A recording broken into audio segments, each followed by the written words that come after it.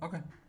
Um, there is a guy named Mark Curry who's doing an interview on Real Gully TV, and he basically said a story where the incident with Big Jake, going back to that all of that was done because it was they were not happy about Suge getting the publishing from Jodeci and Mary J. Blige, that it was a conflict between Suge and Puffy, and that's what escalated the situation with Big Jake in Atlanta. Did you hear that interview as well? Oh man, as I just said in the previous interview, I hate being the whiteout or the correction or whatever y'all call it. All right, y'all. There's an article in U.S. Newsweek before y'all start saying you're lying, you don't know what you're talking about. Suge had all that worked out. If y'all look at his U.S. Newsweek straight out of Compton, Suge was standing on a magazine with a red shirt on, a Pyru shirt on, and two lowriders to the right of him. If y'all remember that article y'all can look on it. He had already had all that deal worked out with Andre Harrell and Mary J. and Jodeci. That's why he was so tight with them in 1990, about five. He worked that out. Suge and Puffy used to be cool. Me personally, have sat in the office with Suge and Puffy conversating. Well, Puffy asking Suge how to help him get the feds off of him. How was he able to get the feds off of him?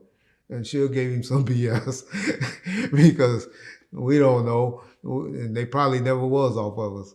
But they were, I think. And then they got back on us after the Tupac shooting.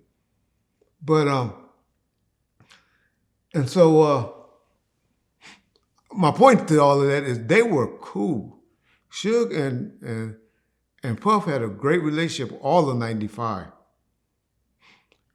Jake got shot in September of October of 1995. Okay. But let's go back. So even before then, Suge had called Puffy. Now, Suge got mad. It was a fight in March of '95. This is even before Tupac is with us. And Biggie was hot as a motherfucker then. Hot. Man, I remember me and Suge went, there goes the other thing. We went and saw him at the Palladium about 2 or 3 times and watched him at the Palladium in Hollywood perform. We watched him at some other club. It wasn't Bar One. But I mean, Suge have picked up Puffy from the airport. Suge has let Biggie and them sample most of the Chronic for free on Biggie's album. Suge and Puffy had a cool, decent relationship. That's why Puffy was so hurt and didn't understand when Suge got her up in August of 1995 and said what he said at the Source Awards. Not knowing that Suge had a little disdain for him and was a little pissed at him for at the spot at the Club 662. We wanted Biggie to come and perform and be one of the first acts at Club 662. And Puff wanted the door. Suge said, Puff said, you get the bar, I get the door. And Suge's like, man, I'm just getting this club off the ground, Puff. You know, I done look out for you, let you sample all of those songs for free, for nothing, all, you know, for your album. And I thought we was cool, because of the dealings with Mary J and Jodeci and all of that. I thought we was better than that, but okay, bro, you want to charge me? No, I just have the Dog Pound. We'll call it the Dog Pound album release party. And we'll have the Dog Pound perform. But he was like, that's cool, Puff. Okay, no problem. He was a little mad at him. But, that was business. Suge just wanted to give him a fee. Say, hey, I'll fly y'all in, give y'all a fee, y'all come to the fight. And, we do it like that. But Puff, he wanted the door. Because that's what Puff was getting at the time because they were hot. And so then Suge goes and make the statement at the Source Awards. Okay, now Puff, we go to the tunnel. Talk right there at the tunnel that night. And Suge and Puff going at it, talking and all that. But everybody, went their separate ways. I don't know what was said. Niggas was going back and forth. That's when Rock Chisholm told me to step back, Reg. We got this. This is where we get down. That little Rock. Oh, I tell you, Rock Chisholm, that nigga was ready. So anyway, so I, stepped back so I don't really know what was said, but they walked away. We continued to do what we do at clubs, and they went and did what they do at clubs, right? At the Tunnel, night of the Source Awards. So we had that little incident. Now, yeah, Big Jake shit happened.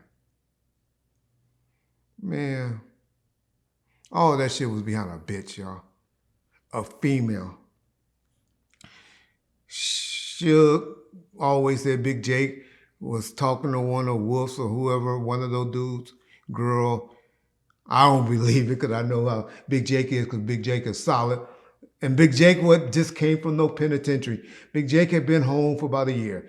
Big Jake and Suge wasn't out there alone. We was just going to a little party. Suge was cool. He was able to travel there like that. I was supposed to be in there, I swear. I missed the flight. Y'all gonna say Reggie coming up with this, making up a lie. I done told this before on some live streams. Y'all go back and dig in there.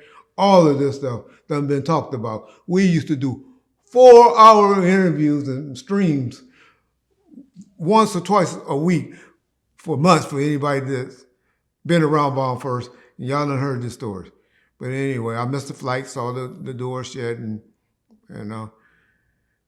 anyway, I wasn't there, but it wasn't like Big Chill just taking him on a tour. Big Jake had been home at least a year. At least a year. I actually don't know when Big Jake came around, but I came around towards the end of 94, the mid 94, and he was around then. So that dude that's putting that out, don't know what the hell he's talking about. Just talking. Oh, he's trying to sell a book. And he seemed like a cool dude. So I ain't gonna disrespect him too much. The Curry dude. That's on y'all channel, the Gully dude, TV. For those of y'all don't know what I'm talking about. So anyway, yeah, not factual. Suge and Puff on the issue started when Suge was starting to ride for Pac. When he did that, everybody was shocked. But that was his way, because Pac was telling him the whole time they was visiting prison that when he come home, he was tearing them up as a label and as a crew. That's all he cared about, was retaliating at Big and Puff and Bad Boys Records. And that was mainly just because he really felt, y'all calling yourselves the king of New York and all of this, y'all should know what's going down. And y'all know anything about prisons, niggas in prison, hear stuff on the streets before the streets hear from them. Hear about it, to be honest. And he was getting all that information that they had something to do with it. And that was his feelings. And so, false information again. It wasn't behind. It was some issues behind Jodeci and Mary J and all of that. But if y'all look at the Newsweek article that's Suge talked about, and Mary J and Jodeci and all them gave statements about how that all got worked out and how they love Suge, and they was only getting like a center record or something like that, and Suge got them a better deal. There's an attorney out there in New York that Suge had to take care of it named Paul Marshall. He's probably dead right now, but for any of you guys that really know this stuff, is in the business, know that Suge hired Paul Marshall firm, and they were the ones that handled a lot of the paperwork and the dealings for Jodeci and Mary to get that deal better with Uptown Records and all of that. And all of that happened way before the Big Jake incident and the shooting. That incident was behind the Source of War statement, the bad tension. Pac's not home yet. He's on his way home, but not home yet. But mainly behind a female. Suge version would be Big J got into it with somebody behind the female. Me being around Suge all that time in clubs and stuff, I know it was probably Suge. Yeah. Okay.